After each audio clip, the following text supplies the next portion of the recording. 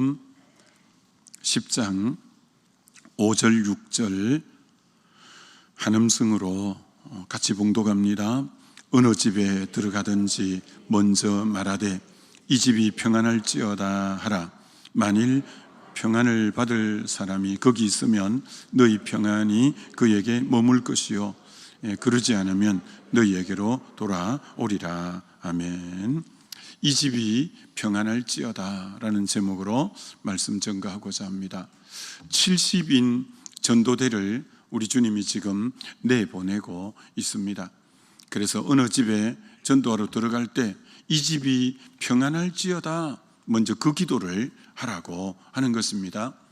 이건 참 좋은 기도입니다. 그죠?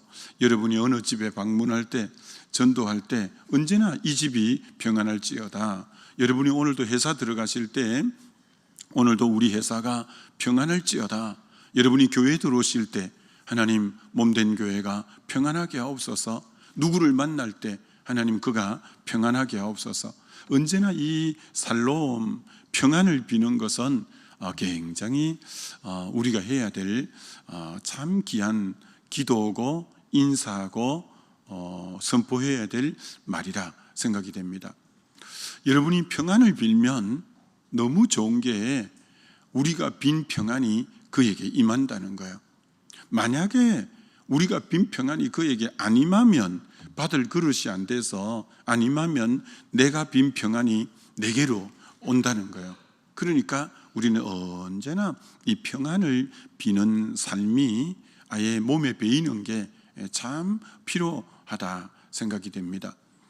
이 평안에 대해서 좀 말씀을 쭉 찾아보면서 하나님이 성경에 그렇게 평강의 하나님이라고 많이 나와 있는 줄 정말 몰랐네요. 여러 군데서 로마서 15장 33절에 평강의 하나님이 너희 모든 사람과 함께 계실지어다. 평강의 하나님이. 고린도서 13장 11절에 평강의 하나님이 너희와 함께 계시리라. 빌립보서 4장 9절 평강의 하나님이 너희와 함께 계시리라. 하나님은 자신을 소개하실 때 평강의 하나님으로 소개하기를 참 즐거워하시고 기뻐하신다는 거예요. 우리 하나님이 어떤 하나님으로 비추어지길 원하고 또 실제로 그런 분이냐면은 평강의 하나님이라는 거예요. 평강의 하나님. 이사야 9장에도 하나님을 여러 가지로 소개할 때 평강의 왕이시여 이렇게도 소개해 놓은 것처럼 참 우리 하나님은 평강의 하나님, 평강의 왕이라고 소개하고 있죠. 근데 하나님, 성부 하나님만 그렇게 소개된 게 아니라 성자 예수님도 마찬가지라는 거예요. 데살로니가 후서 3장 16절에 평강의 주께서, 우리 주님도 그 앞에 평강의 주께서 친히 때마다 일마다 너희에게 평강 주시기를 원한다. 평강의 주님이라고, 우리 주님 자신도 평강의 주님이라고 일컬음 받기를 원하신다라는 거죠. 성령님도 영의 생각은 생명과 평안이라. 성령님도 우리에게 평안을 주시는 분으로 자신을 소개하고 있다는 거예요. 그래서 성부, 성자, 성령, 하나님 전부 평강의 하나님, 언제나 우리에게 평안을 주시는 분으로 성경은 그렇게 소개하고 있는 것입니다. 예수님이 땅에 계실 때 요한복음 14장 27절에 평안을 너희에게 끼쳐노니 내 평안을 너희에게 주노라. 내 평안은 세상이 주는 평안하고는 다르다. 세상은 빼앗아갈 수 없는 평안이다. 이렇게 말씀하셔요. 여러분, 세상도 주는 평안이 있대요. 여러분, 세상은 언제 우리에게 평안을 줄까요? 대부분이 플러스 요인일 때만 세상이 평안을 줄 때가 있죠. 자녀가 수능을 보았는데 점수가 잘 나오고 원하던 좋은 대학에 들어가고 좋은 직장에 취직되고 좋은 사람 만나고 항상 그 앞에 플러스 요인이 있을 때 잠시 평안이 오기도 하죠. 근데 하나님이 우리에게 주시는 평안은 상황과 환경하고 관계되는 그런 류의 평안이 아니라는 거예요. 내가 너희에게 평강을 끼치노니 내 평강을 너희에게 주는 이 평강은 참 너무나 놀라운데 세상이 빼앗아갈 수가 없는 평강이고, 환경과 상황에 관계없이 하나님과 바른 관계 형성만 돼 있으면 오는 평강이에요. 사도 바울이 감옥에 갇혔지만 밤중에 일어나서 기도하고 찬양하고 할 수 있는 평강이 있는 거예요.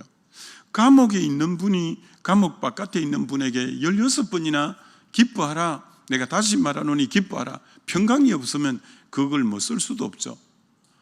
아무것도 염려하지 마라. 감옥 안에 있는 분이 감옥 바깥에 있는 분 보고 아무것도 염려하지 말고 오직 기도와 간구로 너희 구할 것을 감사함으로 하나님께 아뢰라. 모든 지각에 뛰어난 그리스도의 평강이 너희 마음과 생각을 지키시리라. 그러니까 정말 하나님이 우리에게 주시는 이 평강은 감옥에 들어가도 병이 나도 어떤 어려움을 겪어도 하나님과 바른 관계만 딱 형성되어 있으면 임하는 이 평강, 참 평강이라는 거죠. 그래서 로마서 14장에 하나님 나라는 먹고 마시는 것이 아니라 성령 안에서 의와 평강과 희락이다. 그러니까 하나님이 자녀에게 제일 원하는 것은 이 땅에 살면서 하나님 나라를 누리는 삶인데, 그럼 이 땅에서 하나님 나라를 누릴 때 하나님 나라를 누리는 사람의 특징은 마음의 평강이 그 마음을 주장하고 있는 사람이라는 거예요. 마음이 늘 평강 가운데 다스림 받을 때, 저분은 이 땅에서도 하나님 나라를 누리고 사는구나, 그걸 점검하는 이 바로메타가 평강이 있냐 없냐라는 부분이라는 거죠.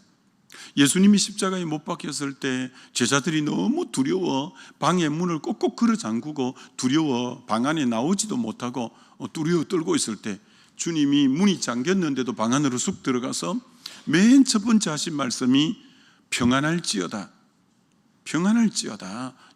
언제나 우리 주님은 우리에게 평안을 주셔요. 디모데후서 1장 7절에 하나님이 우리에게 주시는 마음은 두려워하는 마음이 아니요, 이렇게 말씀했어요. 여러분의 마음이 두려움이 오거나 불안함이 오거나 평강이 깨뜨려지는 것은 그거는 성령으로부터 오는, 하나님으로부터 오는 마음이 아니에요. 그때는 여러분이 마음이 불안해진다, 마음이 안정감이 사라진다, 그럴 때는 가능한 하는 일을 멈추고 주님 앞에 찬양을 하면서 내 안에 하나님과의 바른 관계를 맺는데 걸림돌이 되는가 있는가, 그걸 좀 토설해내고, 그러면서 가장 먼저 평강이 사라졌을 때는 평강을 먼저 마음에 회복하고 그 다음 일을 진행하는 게, 이게 믿음의 사람의 삶의 특징이에요. 평강이 깨졌는데도 계속 일을 밀어붙이면 그건 안 돼요. 항상 평안이 깨졌을 때는 하나님과 바른 관계를 회복하면서 이 평강을 먼저 유지하고 나가는 그런 부분들이 우리에게 필요하다라는 거죠.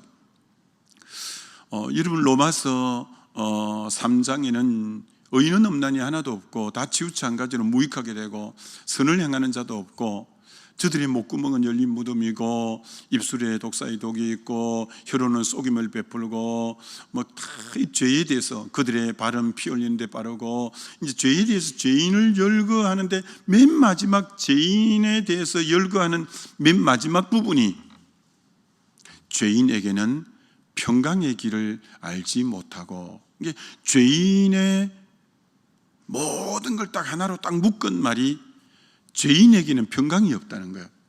이 죄인은 하나님을 떠난 건데 하나님과 바른 관계가 깨어진 사람에게 나타나는 정상이 평강이 깨뜨려진다는 거예요.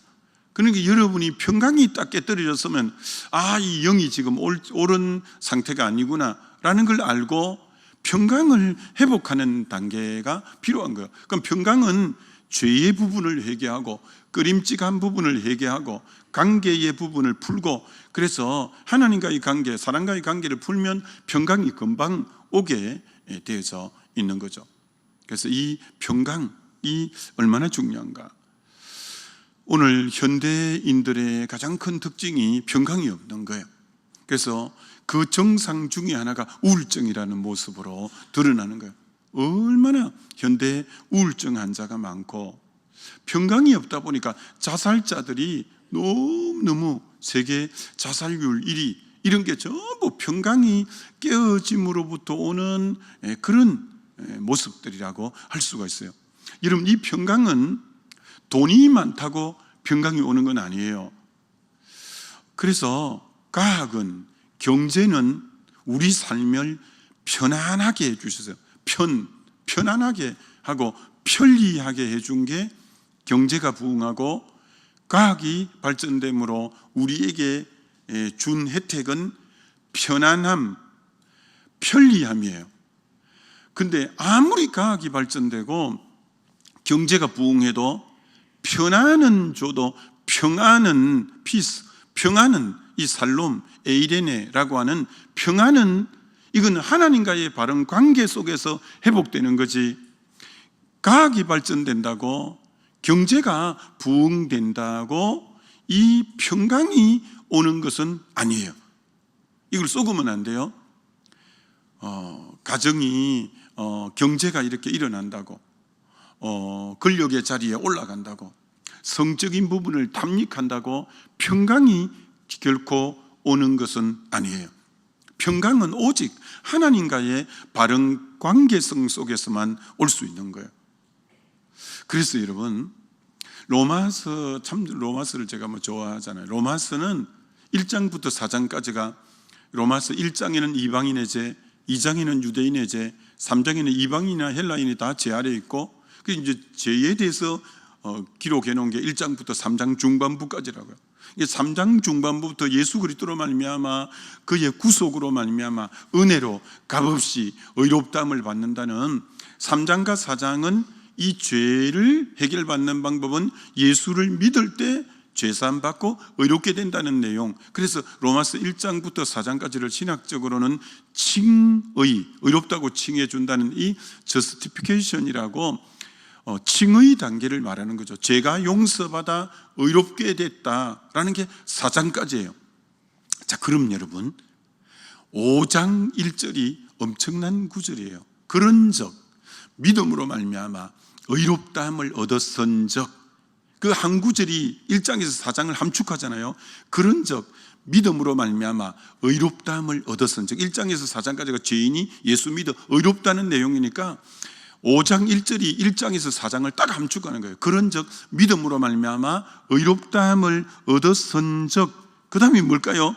우리 주 예수 그리스도로 말미암아 하나님과 화평을 누리자.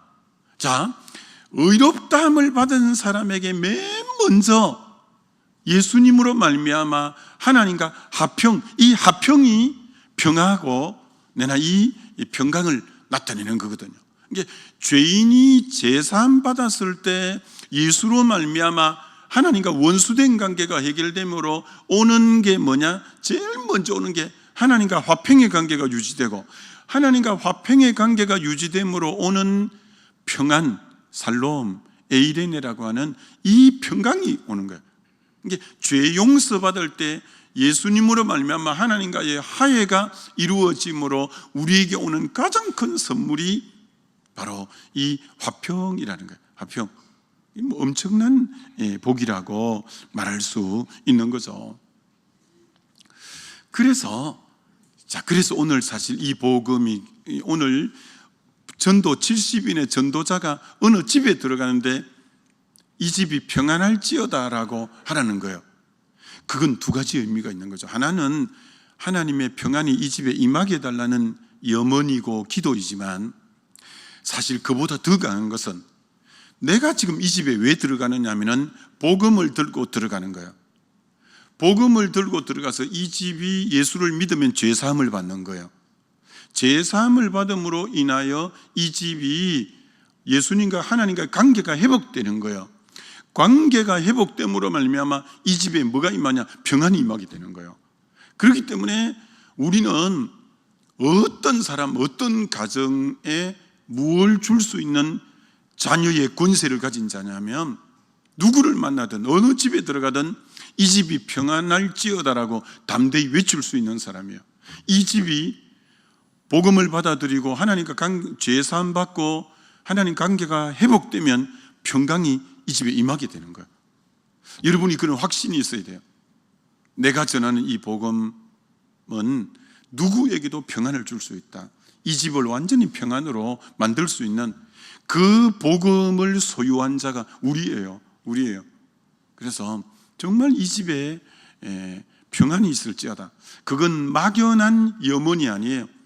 우리가 그 복음을 지고 있는 거예요. 이 복음을 받아들이기만 하면 이 사람에게는 진짜 평안이 임하게 되어지니까요.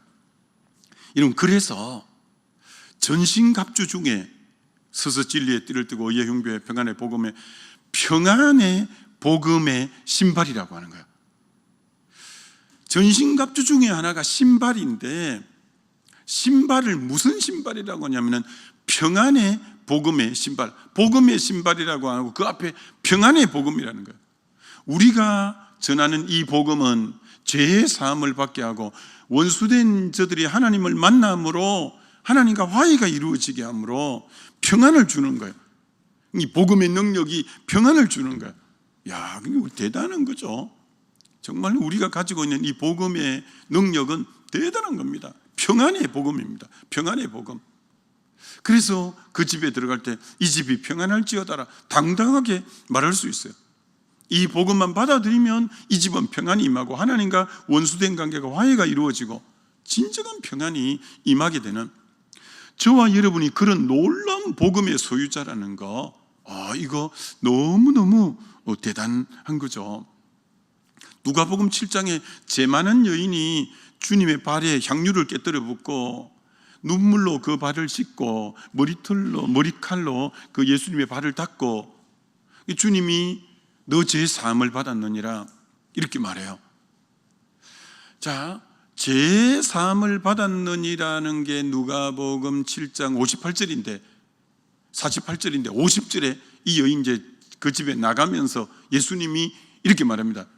평안이 있을지어다 이렇게 말합니다.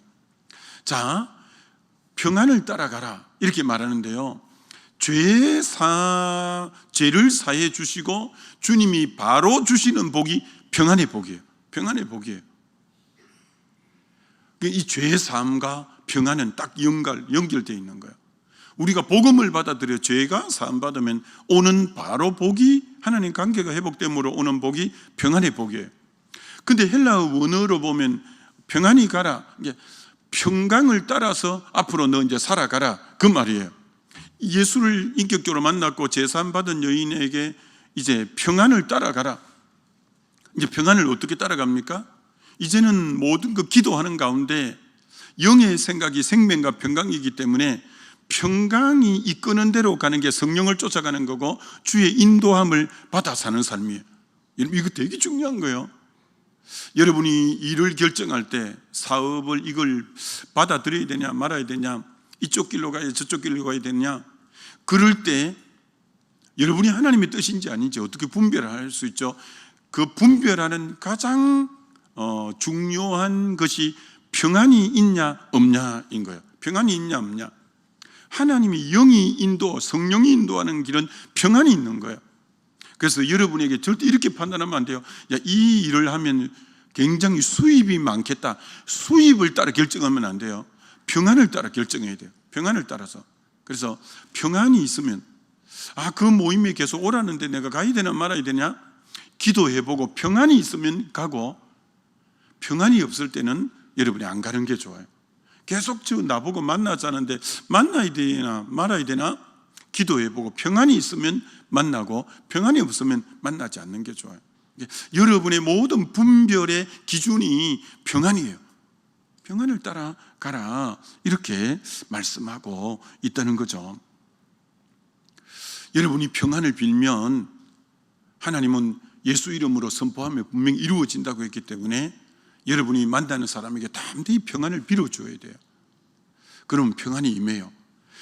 왜 평안을 또 빌어줘야 되냐면 평안이 임해서 좋고 그가 만에 하나 평안을 받을 그릇이 안 되면 내가 빈 평안이 내게로 돌아와서 내가 그 복을 또 받는 거예요. 그렇게 평안을 늘 축복을 받는 사람은 누구냐? 입에 축복을 빌고 평안을 빌어주는 사람이에요. 베드로 전서 3장 7절에 욕을 욕으로 갚지 마라, 악을 악으로 갚지 마라, 도리어 복을 빌라. 이를 위해서 너가 부르심을 입었나니. 아무리 상대가 내게 욕을 해도 욕으로 맞대응하면 보통 사람이에요. 상대가 나를 해코지하는 악을 행해도 나도 악으로 되갚으면 똑같은 사람이에요. 나는 끈지 복을 빌어주는 거예요. 복을 빌어주는 거예요. 이를 위해서 네가 부름을 받았다. 그래서 우리는 계속 복을 빌어주다 보면 그 사람이 복 받을 그릇이 안 되면 복이 내게 오니까 복을 달고 사는 사람은 복을 많이 빌어주는 사람이에요. 그 복이 나에게 어느새 와 있는 거예요. 근데 정말 조심해야 될 것은 뭘 하면 안 되냐? 저주를 빌면 안 돼요. 팍 망해버리라, 팍 부닥쳐버리라, 팍 죽어버리라, 이러면 절대 안 돼요. 저주를 빌면 안 돼요. 왜 저주를 빌면 안 되죠? 시편 109편 17절로 19절에 그가 저주하기를 좋아하더니 그것이 자기에게 임하고 축복하기를 기뻐하지 아니하더니 복이 그를 멀리 떠났으며 또 저주하기를 옷 입듯 하더니 저주가 물같이 그 몸속으로 들어가며 기름같이 그의 뼈 속에 들어갔나이다. 두려운 말입니다, 여러분. 절대 생각으로도 남 안 되기를 여러분이 바라면 안 돼요. 저 인간 그렇게 하고 싶은 우리가 이제 마음이 있어도 그러면 안 된다는 거예요. 그러면 안 된다는 거예요. 복을 계속 빌어줘요. 복을 빌어주고 축복하고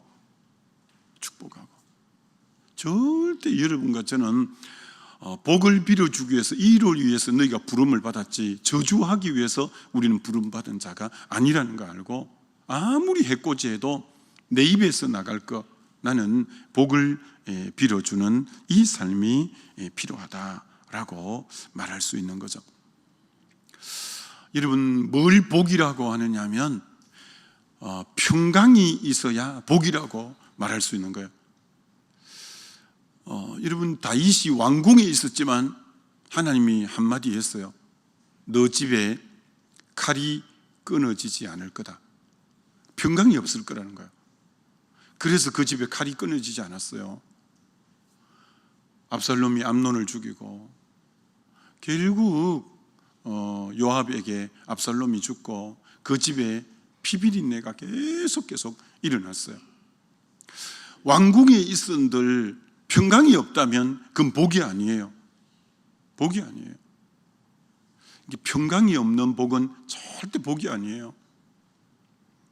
천만인이 나를 둘러 진칠지라도 내가 두려워하지 않고 눕고 자기도 깨었으니 하면서 시편 3편에 주님과 바른 관계일 때는 대적이 많아도 평강이 언제나 있을 때는 복이었어요.